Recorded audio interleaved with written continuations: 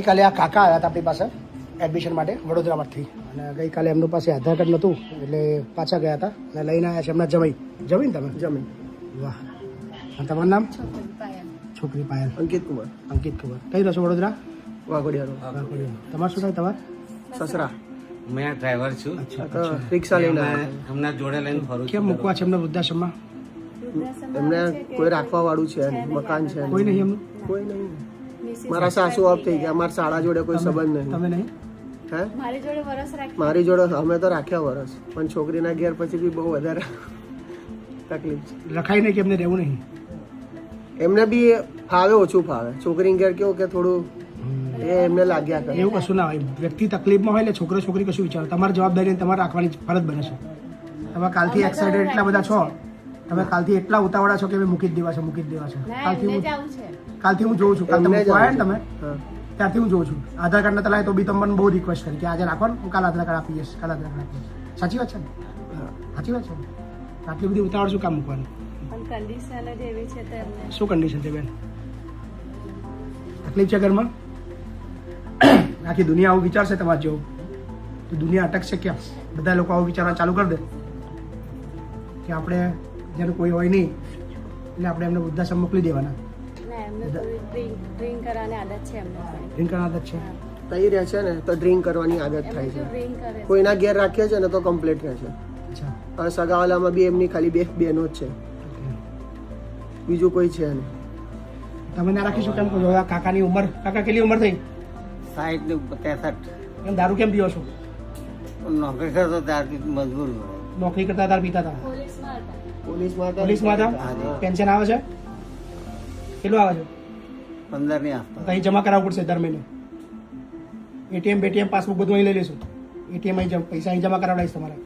ત્યાં 1 રૂપિયો નહીં આપવા દો. બોલો બોલો સાહેબ પૂછે, બાપુ પૂછે. બોલો છે ને એમની છોકરીને. બોલો બેન. જમા એટીએમ એટલે? પાસબુક બધું હું લઈ લઈશ. બધા પૈસા મારી જોડે જમા રહેશે આગળ. તમને રૂપિયો નહીં મળે. તમારે અહીંથી બધું પૂરું. બરાબર? એમનો પૈસો છે એમને જ એટલે એમનો પૈસા એટલે અમારા જોડે અમારે રાખીને પછી અમારા જોડે આવે ને બેન. ના ના એ તો બરાબર. અમારે રાખીએ ખવડાવી પીડે પછી જવાબદારી અમારી બને. પછી એ પૈસા પર અધિકાર અમારો. ના ના બરાબર. એટલે અમે અમારા ખર્ચાની અંદર વાપરીશું એ. ના ના 15-20 હજાર બી એ તો પેન્શન એવું આવે. જ કહેતા હતા કે બરાબર ને? દાન મેં કરીશ. બીજી આપણી બી આપણી છે આપણે ના કહ્યું કઈ માલિક જમીન ઘર ભર કશું જ નહીં. કશું છે જ નહીં. ઘર તો બેંકે લઈ લીધું છે. બેંકે મફિલમાં તમે છોકરા ભરોસે ના ના કોઈ વાંધો નહીં. બોલો ચાલશે ને બેન? એમને પૂછેલા બોલો બાપુ કે મને કોઈ ભાડા મળે મકાન તો કોઈ બી જગ્યાએ સિક્યુરિટીમાં નોકરી કરી શકો તો મારો પૈસો બચે બાપુ. હજુ મારી ઈચ્છા તો જ છે. અચ્છા હાજી તો વૃદ્ધાશ્રમ શું કયા છો? નામ સાંભળ્યું તમારા વિડીયો જોયા. મફત નહીં રાખે એમાં તો પૈસા પેન્શન આવતો પેન્શન લઈ જ લઉં કાકા. મફત થોડો રાખું? બરાબર જ છે ને તો. થોડો મફત રાખું તમને? ગરીબ હોય નિરાધાર હોય એને મફત રાખું. તમારે જ્યાં 15-20 હજાર પેન્શન આવતું તો પછી મફત શું કા રાખું? 15-20 હજાર હું જ લઈ લઉં ને. બોલો પૂનદાન કરશો તો એમને જ પૂન મળશે ને. જમાઈ બોલો શું કરશું? એમને જ પૂછ્યું ને. તમે બોલો તમે પરિયા સાલ દો તો હું લઈ લઉં છું. એમને પૂછ્યું ને, એ જે કે ખરું. એ જે કરવાનું. એ તો મારે ત્યાં રહે પછી મારું જ ચાલવાનું છે ને, થોડું એમનું ચાલવાનું છે. પણ હમણાં એમને તો પૂછી લો. બોલો કાકા. બાપુ મારે તો ઈચ્છા છે.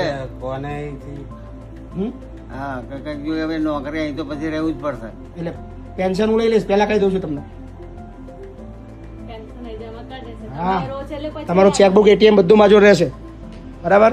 પછી કાલે એવું ના કહેતા કે કેમ બધું લઈ લીધું. બોલો રહેવું છે? હાક નાખો જલ્દી, ટાઈમ બગડે છે.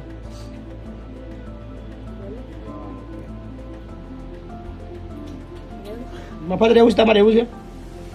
પૈસા સારો નહીં બાપુ મને. હે એમને એટલે મફત રહેવું છે તમારે એમ કહું છું કે પૈસા આપીને રહેવું છે? પૈસા તો આપવાનું છે. પૈસા ના અપાય તો ના પાડે તો ખબર પડે તોય વાંધો નહીં. આપણે એવું જરૂરી નહીં. બોલો બોલના બેટા તું તો બોલા કઈક. પૂનદાન તો તમે કહો છો ને આલવાનું, એવું કહું છું. દર મહિને તમે આલવાનું તો કહો છો ને. કે દર મહિને 5,000 રૂપિયા કહેતા હતા આપવા. દર મહિને 10,000 કોણ આવશો? બોલો 10,000 કોણ આવશો? બેંકના ખાતામાં રાખી મૂકશે એવું કહેતા હતા. શેના કોના માટે રાખવાના?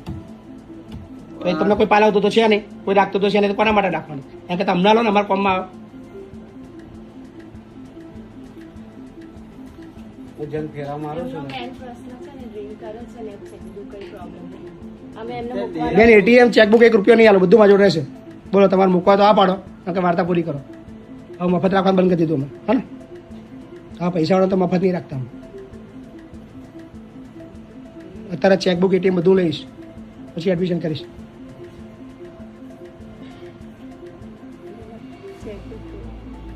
ચેકબુક કઈ હા તો પછી મંગાવી દઈશું. એટીએમ છે ને તમારા જોડે? એટીએમ તો છે ને? કોણ જોશે એટીએમ? ઘરે ઘરે તમારા જોડે છે? ઘરે ઘરે હા, તમારા જોડે જ છે ને? પણ પછી જમા કરાવવું પડે એટીએમ ચેકબુક. દર મહિને અમારા માણસ ઉપાડે છે 15,000 રૂપિયા ખાતામાં આવે એટલે. બરાબર, અમારે ખર્ચો હોય ને. બોલો. બોલો કાકા, કે મફત રહેવું છે? એટીએમ નહીં આપું તોય રાખી લઈશ. એટીએમ નહીં રાખો આલો તોય રાખી લઈશ. બોલો શું કરવું છે? મફત રહેવું છે? હા, કશો વાંધો નહીં, ચાલો મફત રાખી લઈશ. એટીએમ તમે રાખજો, હા ને? કોઈ ચિંતા નહીં. પૈસા તો આપવાનું કે છે. ના ના, નહીં જોતા બેન પૈસા, કોઈ ચિંતા નહીં. So thank you. નવું એડમિશન આવ્યું છે, જણાવજો. Thank you.